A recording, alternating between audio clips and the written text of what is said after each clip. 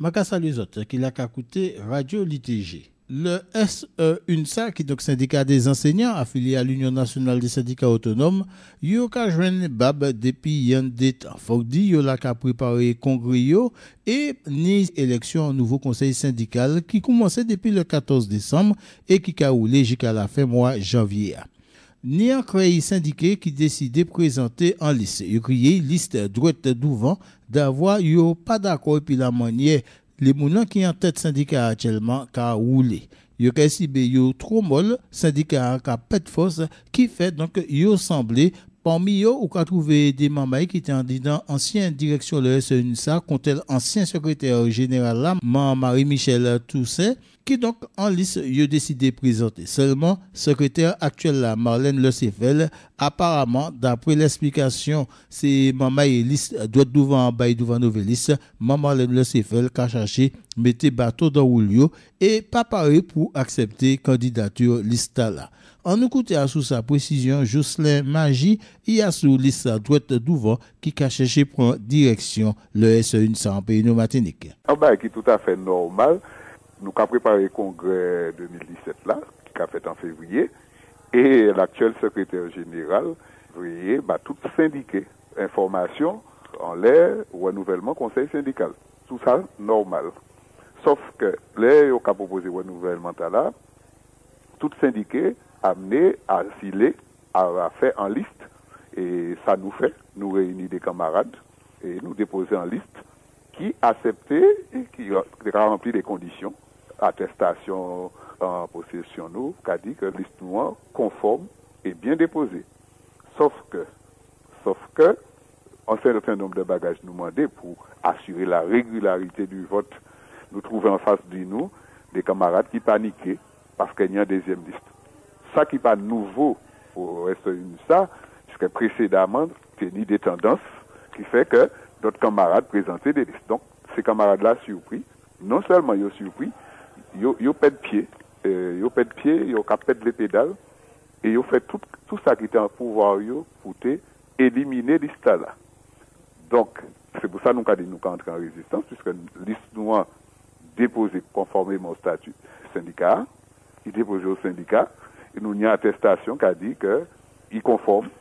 Donc, il déposé, et nous avons trouvé que nous sommes dans une situation, nous sommes dans des élections internes, il ne peut pas ni en liste qu'à bénéficier de l'argent syndiqué, matériel syndiqué, et puis l'autre liste là, il faut qu'il aille chercher l'argent ailleurs, documents ailleurs, pour qu'il puisse fonctionner normalement. Alors, nous ferons première action en justice de commander en référé pour arrêter les élections, puisqu'il y a un problème pour nous. Bon, le juge n'a pas fait droit à demande nous, mais le juge n'a pas dit que nous n'avons pas droit participer aux élections. Le juge a répondu qu'il ne peut pas arrêter les élections. Il a envoyé nous devant le juge de fond. Nous avons proposé notre bagage. Nous avons pris en charge, envoie liste noire, c'est syndiqué. Pour voter, puisque les camarades attendent depuis 4 ans, ils attendent en mouvement syndicat. Puisque pour eux, ça n'a pas qu'à marcher, il y a un problème, ils n'ont pas qu'à retrouver quand ils sont dans le syndicat.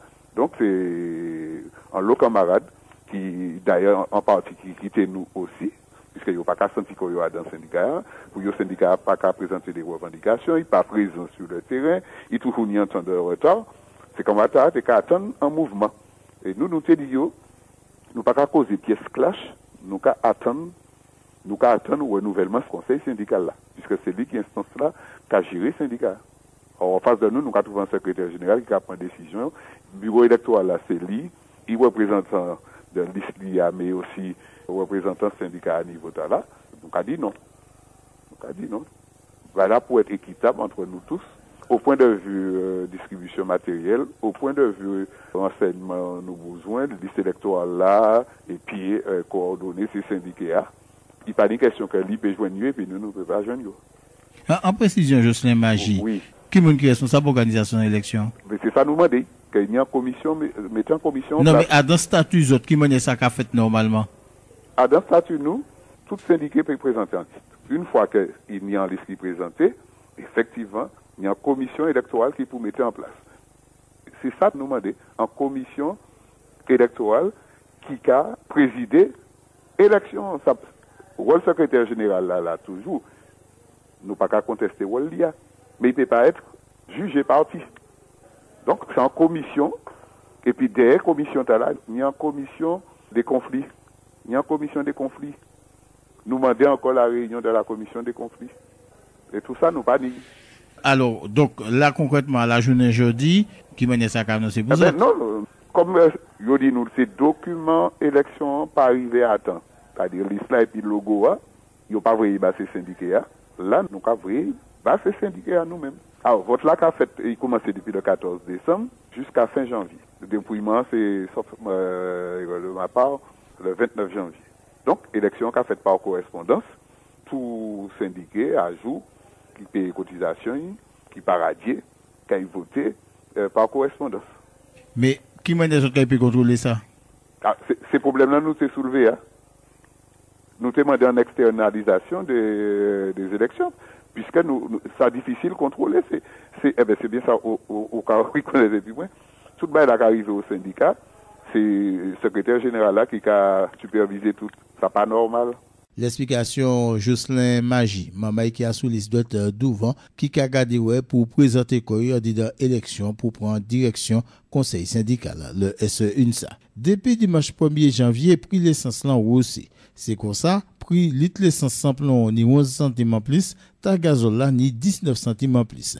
Et depuis ça, ni en compagnie moun qui commence si mes paroles tout partout, comme quoi c'était que faute la CTM, collectivité territoriale matinique, si prix l'essence là aussi qu'on y aussi. Les yoka si mes ces paroles là, yo pas capable les pièces du rôle préfet à dans haussement prix l'essence là.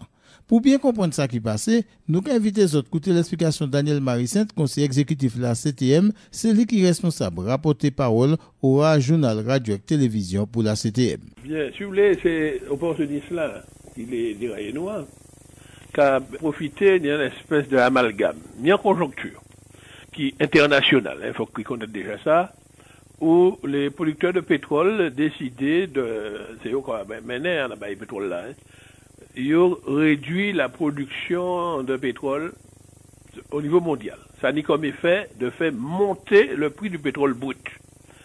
C'est pour qu'il y a une crise pétrolière. Et tout le monde a constaté que dans tout partout, le prix d'essence là a augmenté. Bon, il a augmenté, nous regardons dans la sphère nous. Il passait pas seulement Martinique qui a augmenté. Il a augmenté Guadeloupe, il a augmenté Guyane, il a augmenté Paris. Il a augmenté tout partout en France. Et il a augmenté. Bon. Alors, on sait que chaque mois, préfet a publié les prix pour les carburants, l'essence sans plomb, gazoil, et puis l'autre dérivé, c'est le gaz. Bien. Alors, il a annoncé des prix. Et ces prix au-delà, 11 centimes pour le super sans plomb en plus, et 19 centimes pour le gazoil. Et puis nous, tout le monde en y mettait ça en l'aide de la CTM. Alors, c'est pour qui, on va penser, il faut que nous fassions la transparence. Oui, c'est vrai, le 23 novembre, la CTM votait les nouvelles taxes qui indexées sur les carburants. C'est qui ça? Nous faisons un constat que voter les taxes sur les carburants en Guadeloupe, il plus haut que les taxes en Martinique. Aussi bien pour l'octroi de mer sur le gazoil que les taxes sur le carburant. C'est un constat nous fait parce que depuis 1998, Alfred Marie-Jeanne, et mon qui succédé là aussi, il faut qu'ils connaissent, n'ont pas jamais fait varier la taxe sur les carburants. Ce qui fait que la Martinique, c'est qu'à trouver quoi, et puis l'essence le moins cher, non seulement des dernières colonies, mais également par rapport à la France. Bon. Mais en même temps, nous avons constaté deux bagailles. Les dotations du gouvernement français à Cabano pour nous faire des travaux Martinique a baissé d'année en année. Mais en même temps, la population, la société, a demandé de faire des travaux. Ils ont demandé un réseau routier confortable. Que nous supprimions tous les côtés, il y a fait accident. Ils ont demandé d'améliorer le transport. Et tout ça, ça a demandé l'argent. Sans compter que là, nous, arrivés la CTM, nous trouvions une série de dépenses qui sont engagées par l'équipe Larité avant nous et qui va être payées. Donc, nous tenions besoin de trouver de nouvelles ressources. Alors, nous dit, bon, nous allons essayer de regarder là où c'est possible. Eh bien, ça c'est possible pour la taxe des carburants, parce que c'est la CTM qui a fixé. Nous dit, bon, simplement, nous sommes alignés comme nous, en le niveau de la Guadeloupe là. Ce qui a entraîné 2 centimes seulement en l'essence simple et 9 centimes sur le gazoil pour nous aligner à les prix de Guadeloupe. Mais ça qui fait, c'est que dans le même temps, le marché mondial bougeait et comme c'est préfet qui a répercuté le coût du pétrole mondial dans les prix des carburants, d'après les éléments que les gens la Sarah Kabaye, eh bien, monsieur profité pour en y répercuter tout ça d'un seul coup. Bon. Pourquoi dit les auditeurs? Parce que mon avocat dit toujours les choses transparentes. Quand il écrit nous, alors, il écrit nous pour annoncer nous ça, pour dire nous qui sorti en communiqué. Moi, t'ai dit, à d'un communiqué là, précisez bien, ma public là, la part qui est liée au marché mondial et la part de la CTM. Monsieur pas mettez ça. Il a mis la globale. Et c'est ce qui permet tous les adversaires tomber les nous, quoi. Pour faire croire que les 19 centimes, c'est la CTM qui est responsable, et les 11 centimes pour le super simplon, que c'est la CTM. Ça c'est en escroquerie, c'est pour qui? Depuis le début, je vais aller tout partout pour expliquer et rétablir la vérité, et je vais remercier de permettre de prendre le fait. Et ça m'a dit, les recettes nouvelles que la hausse de la taxe qui menait, ça a fait plus de 13 millions. 13 millions là, il est réparti entre les 34 communes plus les 3 communautés d'agglomération. À peu près, disons grosso modo, un peu plus de 6 millions pour les 34 communes et les comités d'agglomération. Et puis le restant, c'est-à-dire à peu près 7 millions, c'est que pour la CTM. Mais ces nouvelles recettes-là, c'est des recettes qui sont affectées uniquement aux investissements, c'est-à-dire nous immédiatement réinjectés dans l'économie sous forme de travaux routiers ou de travaux pour améliorer les transports. Parce que c'est des recettes qui affectent. Donc c'est de l'argent qui est réintroduit tout de suite dans l'économie et qui pour créer de nouveaux travail. Voilà le mise au point de fait. Parole à Daniel Marissant, conseiller exécutif collectivité territoriale Martinique, c'est lui qui débouchage rapporté parole pour la CTM au journal Radio et Télévision. Je suis bien content de l'épisode sur Radio l'ITG. Depuis un des temps, ces collectivités en pays nous et que ça a créé l'établissement public, il y a joindre bonne difficulté pour arriver faire ça se voudrait. D'avoir quantité d'argent, l'État ou encore l'Europe qu'a diminué jour après jour. L'État qui en plus bayo charge il tenir sous compte li, il bayo charge là mais il pas bayo l'argent qu'a aller et puis qui fait situation qu'a venir jour après jour plus en plus compliqué. Par rapport à ça, maman qui a dit dans la SAFI, Société d'accompagnement et de financement des entreprises, yo mette koyo ka kachile pour garder qui solution UTP porter. Jodi, yo ka proposer un d'autres modèles financement pour ces collectivités pour ces établissements publics là. Et yon y a première proposition qu'a fait bas ces collectivités c'est ça yo crié la défiscalisation des équipements publics. Précision à sous question là et puis monsieur Edmond Placide, président la SAFI. La situation financière des collectivités c'est très préoccupant et nous avons fait une proposition pour peut-être essayer de sortir dans la logique emprunt galopant et puis en fiscalité aussi trop fort sur les citoyens. L'idée nous c'est de dire que bon en complémentarité et puis les dotations d'État qui en baissent, nous avons demandé qu'il y ait un mécanisme de défiscalisation au profit des équipements publics qui mettait en place et qui a favorisé donc la baisse du coût des infrastructures.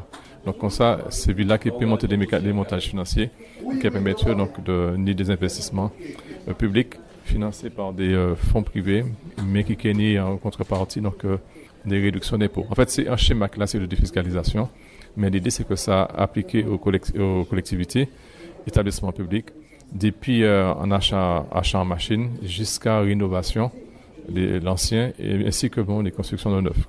Nous avons agi à ce montant investissement pour faire diminuer, voilà. Et bien qu'arrêter propriété collectivité, c'est ça extrêmement important. C'est pour ça que nous avons dit qu'une fois que bien sont bien collectifs, toutes les images négatives que nous n'avons pas pour la défiscalisation, ça peut tomber parce qu'en fait c'est pas un enrichissement personnel. Par contre c'est un bel oxygène. Si des mondes privés, au lieu, bon, il y a quand même plus de 40 milliards qui partent chaque année en France dans des paradis fiscaux, ça peut être aussi un levier pour faire une belle proposition pour et investir dans les équipements publics, quoi. En fait, à ce moment où on va présenter ça, il y a peut-être un aspect technique, mais nous aussi, faut que nous changions de manière question là, quoi. Ah ben oui, parce que sinon, nous, les doigts dans le mur. Au moment donné, on peut payer emprunter encore.